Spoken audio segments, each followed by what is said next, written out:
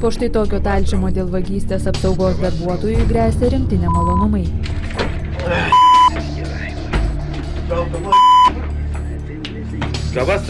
Paviešinus šią vaizdo medžiagą saugos tarnyba GFS Lietuva kreipėsi į policiją ir atlieka vidinį tyrimą. Kitą savaitę turėtų paaiškėti, kur tiksliai įvyko incidentas, kas dalyvavo ir kokiomis aplinkybėmis viskas vyko.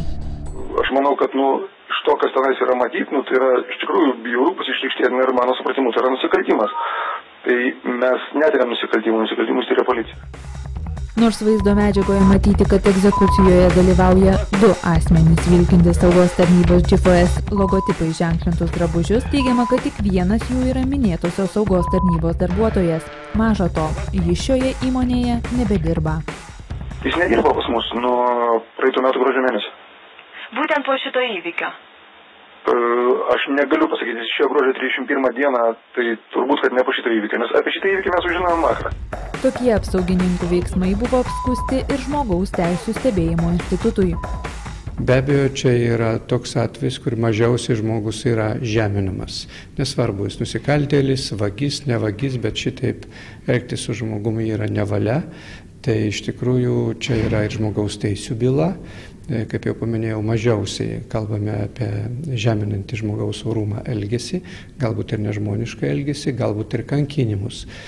Priklauso nuo laipsnio. Gal net ne viską matėme šitam filmuoto medžiagoje. Taigi čia yra tikrai rimtas atvejis, rimtas signalas ir be jokios abejonės čia yra civilizuotoje visuomenėje tokie dalykai negali būti. Filmuota medžiaga perduota policijai. Ar bus imtasi tyrimo, kol kas neaišku.